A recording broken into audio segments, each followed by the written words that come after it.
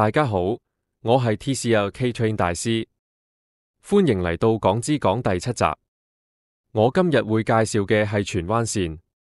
荃灣線代表色為紅色，於1982年5月10日全線通車，全長16公里，為地鐵最早全線通車嘅路線同第一條過海路線。荃灣線來往中環及荃灣，途經金鐘、尖沙咀、佐敦、油麻地、旺角、太子、深水埗、長沙灣、荔枝角、美孚、荔景、葵芳、葵興同大窩口。現時荃灣線主要用車係34列現代化列車，因此線為貫穿港九商業區嘅主要交通，加上呢條線兼具接駁荃葵青嘅乘客往返九龍區，故此客量極高，沙甸魚之現象係十分平常嘅。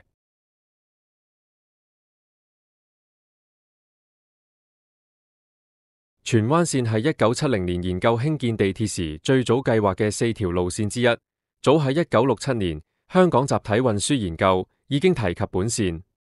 當時本線嘅建議係來往港軍船澳及荃灣。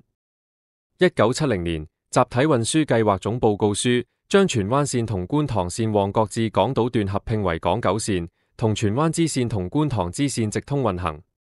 荃灣線喺規劃初期，擬議終點站係地處荃灣站西面山谷嘅荃灣西站，以便未來延伸到屯門。喺屯門新市鎮計劃時被指造價太高，加上乘客量問題，計劃擱置，令到荃灣線嘅尾站縮到荃灣站。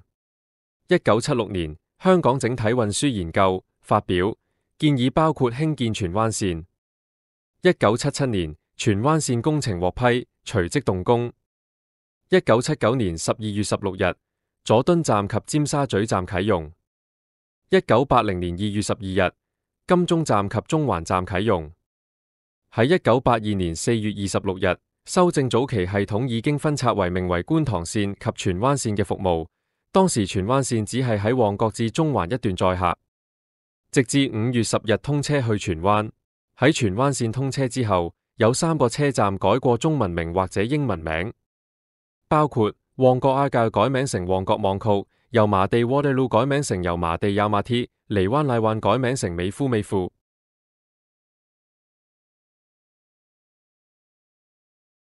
2023年12月12日，特區政府公布香港主要運輸基建發展藍圖，報告顯示中鐵線將會喺荃景圍一帶增設車站，而荃灣線嘅亦會向西延伸到荃景圍，以便來自新界北嘅中鐵線乘客轉乘荃灣線。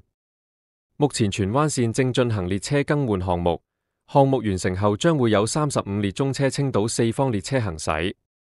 2025年6月起，荃灣線展開新號誌系統 CellTrak 全面測試工程，預計2026年更換新信號系統。